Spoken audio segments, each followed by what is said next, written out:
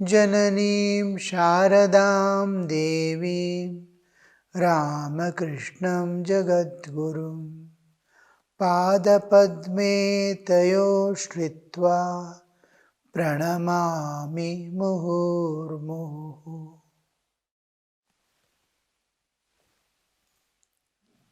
We were contemplating on the process of meditation, how to turn inward.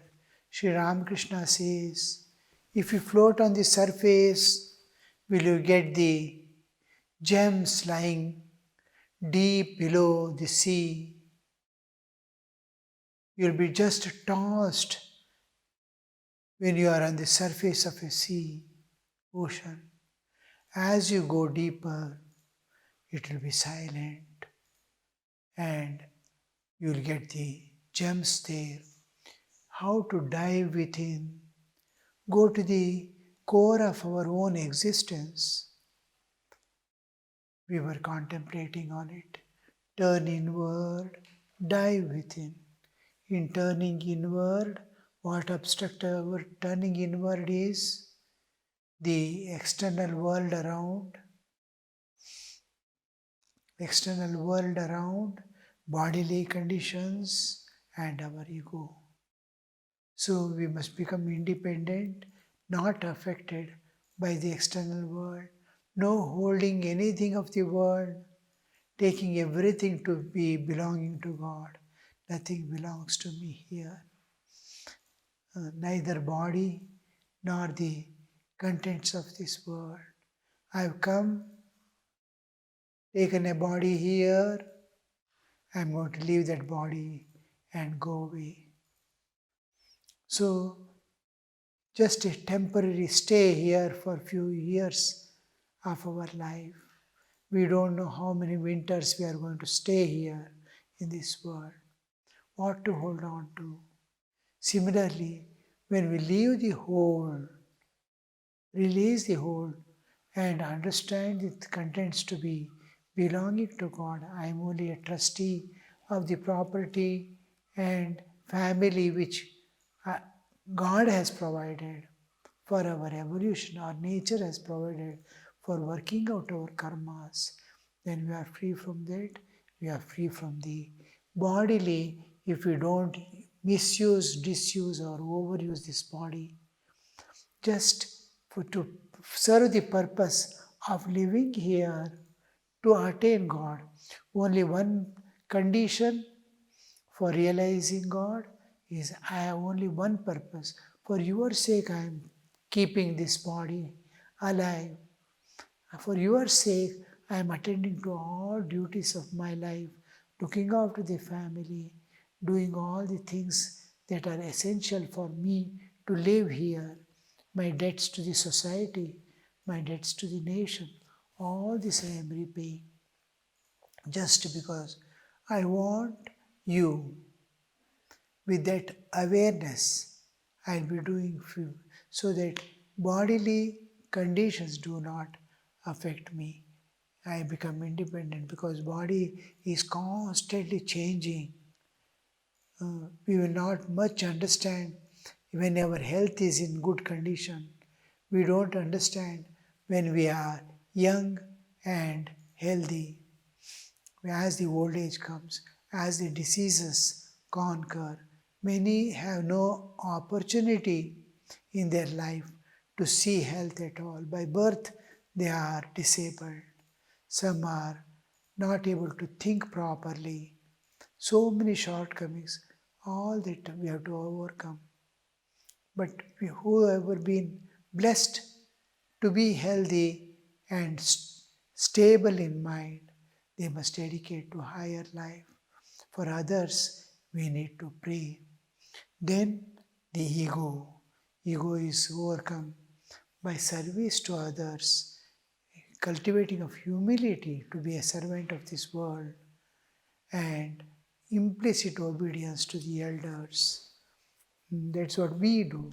So this has to be brought into our life, in common life of the who are living in the world, in any position, in any status, under any power, I must cultivate extreme humility. At the same time, be stick to myself, so much clear regarding myself and my life. I don't keep any step which is harmful to the society, harmful to the nature. Then everyone, my humility is not misused, exploited. When I seek something, there is no guilt within, then everyone accepts you. The moment I start seeking something, expecting something, demanding something of this world, and try to be a hypocrite, then the even small, very little degree, suppose 90% also you are in good way living, the 10% makes people not to accept you. People may exploit you. All this fear will be there. When you are walking on the path of dharma, on the path of righteousness, you will never have that fear. Yes, I have done my duty. Nothing can harm me.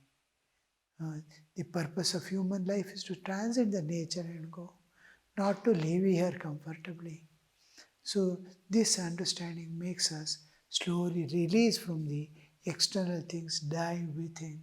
In diving we see there are obstructions, various obstructions we pass through and undergo.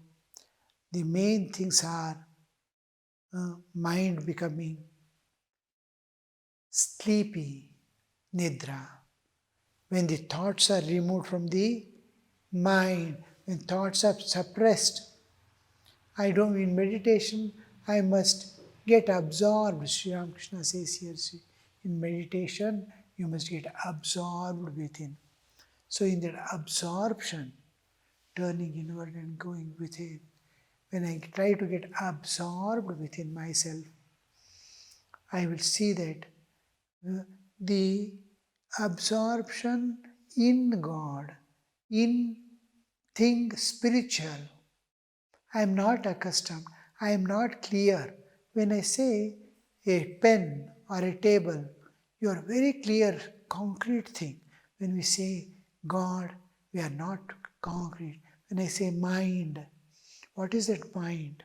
We clearly do not have the understanding of what is mind, how the vrittis appear, how the vrittis go, what is this content of mind, how does it originate, how can I identify the mind, what are the dimensions of mind.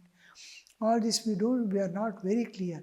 Vague understanding of the term mind, senses, all these are body, we are clear externally. But internally, we do not know how it is functioning, what are the things, how nature is making it alive, keeping it alive, how the food is digested, how things go. We will not be able to, we may read in the books, but we don't perceive, we don't experience neither the food getting split nor getting absorbed as nutrition. We don't feel. So we don't even know physical body entirely, but external only form alone we can understand. So here we see that the moment thoughts are suppressed, I don't want the worldly thoughts to come. The moment I start avoiding the thoughts coming, the natural tendency is to enter into sleep. That should never happen. Even from the first day, you must, if at all it is unavoidable that you are feeling sleepy anytime during meditation, keep the eyes open, sit in front of a shrine or a picture of the Ishtadevata and gaze at it. When you are sitting in the shrine, you are trying to do meditate and you are entering into sleep, don't close your eyes at all. Keep it open and look around, look with it.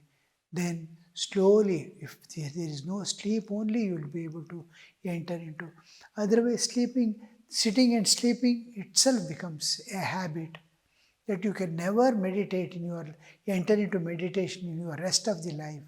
So from the beginning, we have to see that many times these so many sincere sadhakas, they immediately open their eyes and stand for the whole period, or go and take rest first, finish that part of sleep, but it never leaves. However amount of sleep you give to this body and mind, it demands more, it demands more. Actually, for a healthy man who is not attached to anything in the world, 4 hours of sleep is sufficient for sadhakas.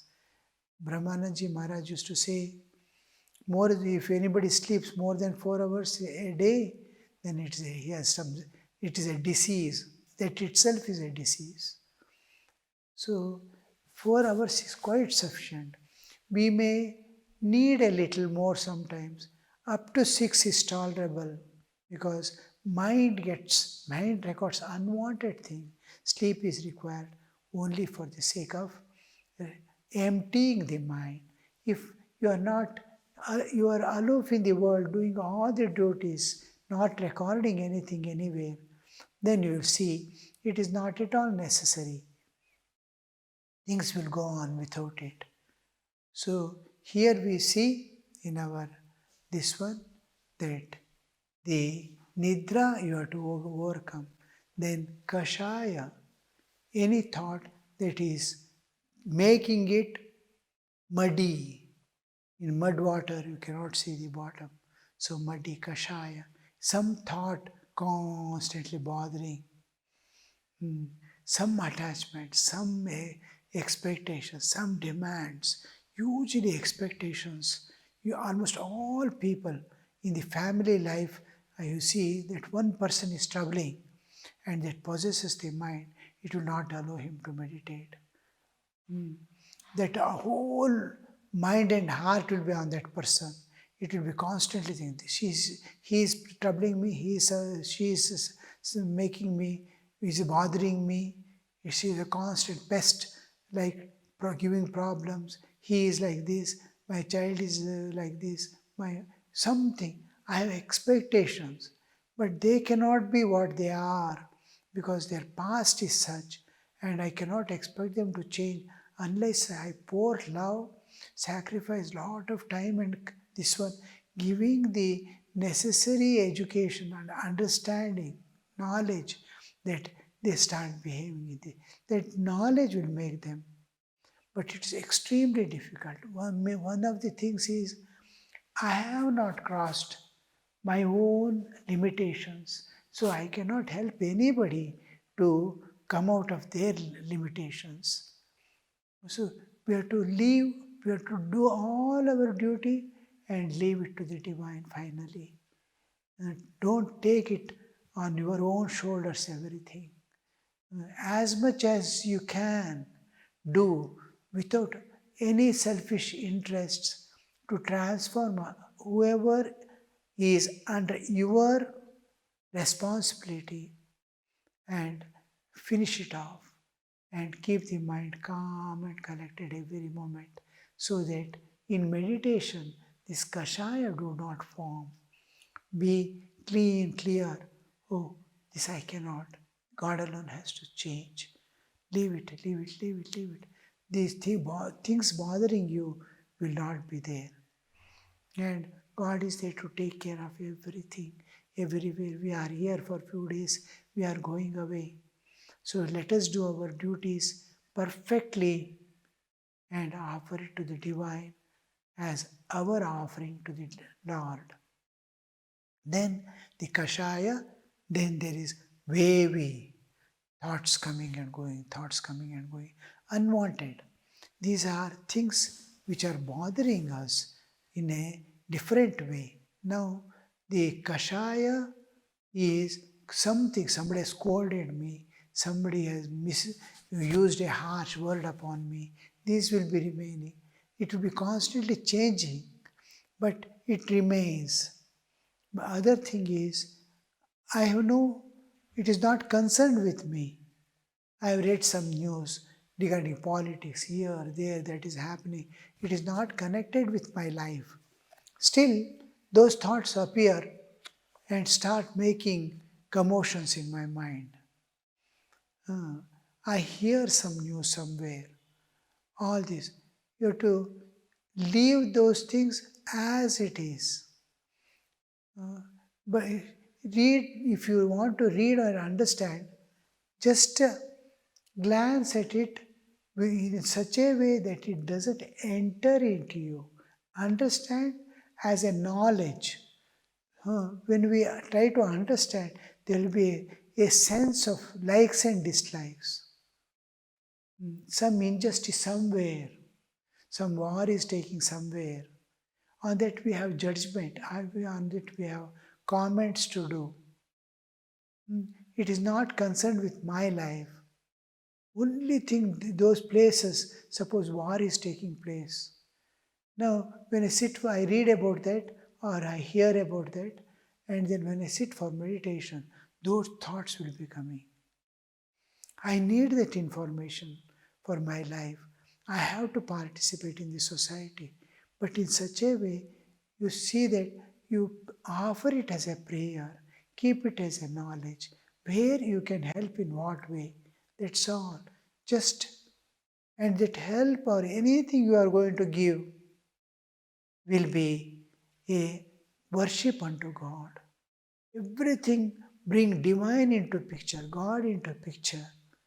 Whatever information, whatever knowledge you get, whatever news you get, from the morning till night, night to morning, whatever happens, just see the divine will, pray and offer. Not you are not keeping quiet, you are not neglecting, you are not overlooking. If you read a newspaper or if you see a now war situation, then I have some judgments and likes and dislikes. This creates the commotion in the mind. When you view this as something divine will, nature's, how the nature is interfering, try to bring that divine into picture so that it will not remain in you as a force. Then all those things, entire thing, you offer it at the feet. You take care. We are not keeping quiet. We are getting it as a knowledge and understanding. We are offering it to God because I am not able to go and help it in any way. And it should not bother me. My evolution, my inward diving, it should not affect. So I am taking care in most of the ways, whatever way I can do. So this way makes me free from all things. I am getting news, I am getting understanding, everything, not only politics and other things, day to day family life, the field of work and activities. I am not concerned, it does not affect me. Still, it does create some impressions on the mind which will be disturbing. So bring divine into picture. So that because we are helpless, we can't do anything, we cannot alter anything in this universe, in nature. Everything is governed by its own law, the law of nature. Everyone has the cause and law of karma, laws of cause and effect. Whatever we do in this nature, we have to experience its result in one way or other. So don't try to interfere in the nature's working. We can't. So this is the whole thing. Then from Kashaya, we Nidra, Kashaya, and Vikshipta. Vikshipta is waves coming, you can't see. So when you are keeping everything, participating in the world uninvolved, uninvolved in the way that you are not affected. Are you totally uninvolved? No. I am offering it to the divine. I am praying for them. What all I can do, I am doing within my capacity and be free.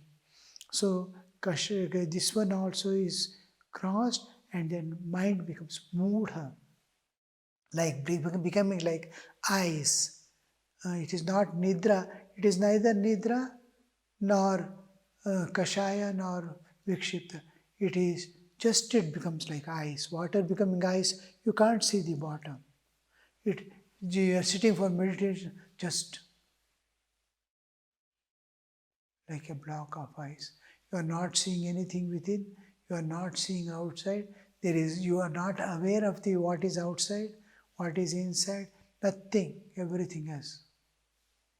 This also, you must keep the mind always alert. Jagrata, Jagrata. Awaken that mind. Awaken. The moment it tries to become blunt, it is the moment it tries to become like ice, a block that cannot be moved.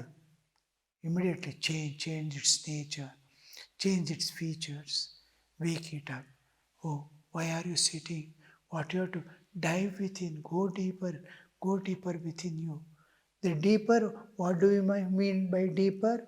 We become indifferent to the external world. We become indifferent to the physical bodily existence to the extent I am not aware of it. The awareness is withdrawn. The awareness of the external world withdrawn is the depth we go within. He is in deep sleep. When do we say he is in deep sleep? When he is less aware of the external.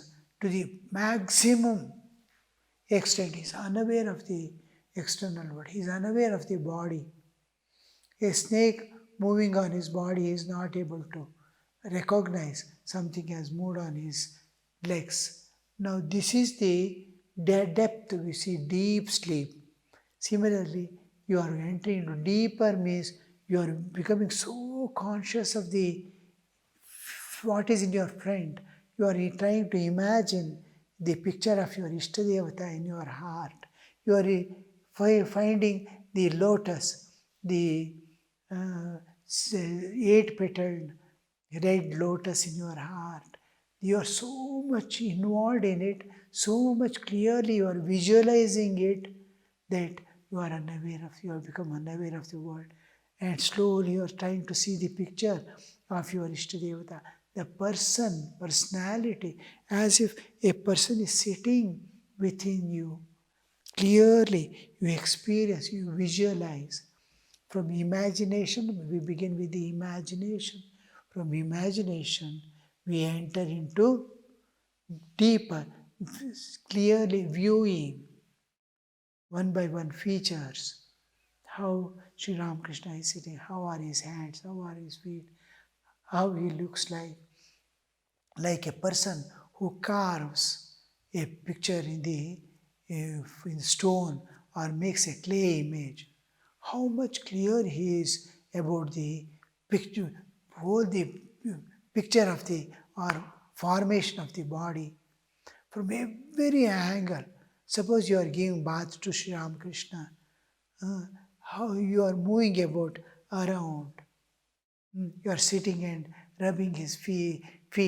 You are standing and pouring the water on shoulders. In different angles, in every angle, how you standing in every part, every point, you must be able to visualize the whole picture. Then only you'll be able to carve. Suppose you want to carve from wood, how clear the picture of must be there. The image must be there, entered within you.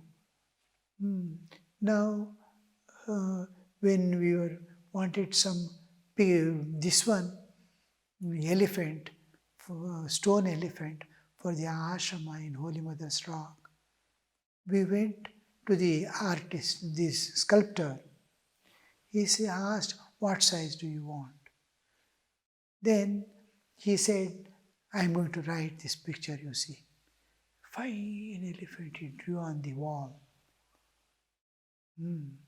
Then we said, it is slightly smaller we need.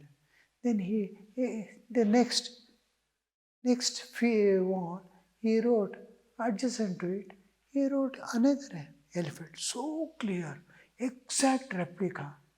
It is reduced. We said it becomes smaller. I want to be in between size. He wrote another place. Exactly. You see that whole body has shrunk. Whole body has expanded proportionately. Any picture you ask for, a god, image of a particular, suppose I want Vishnu's picture or the Dwarapalaka's picture, how they draw. And when stone comes, he will come and he is an artist. He doesn't do the carving, but he writes on that stone and he goes on watching how he is carving. He first picture puts the rough cutting, and then this one who is carving will finish the rough cutting. Means in the artist mind, then from the sides, every bit he goes on touching. Here you have to remove this. Here you have to. Both are so clear. The person who sculpts away and one who is drawing. The whole picture in this, they register so clear. It is registered in his mind. Whatever size you want, you can increase. Whatever size you want to decrease, you can decrease.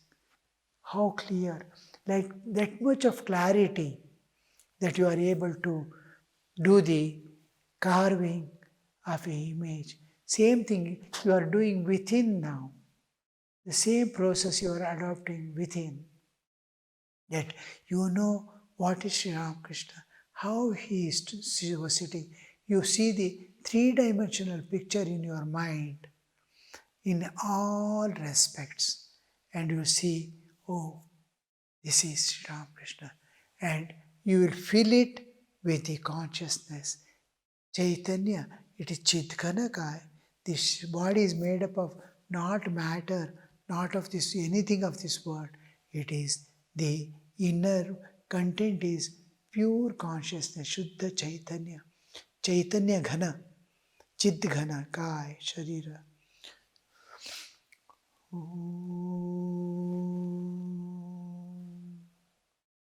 Niranjanam Nityamanantarupam Bhaktanukampa Dritavikraham Vai Ishavataram Parameshamidhyam Tam Ramakrishnam Shirasa Namami.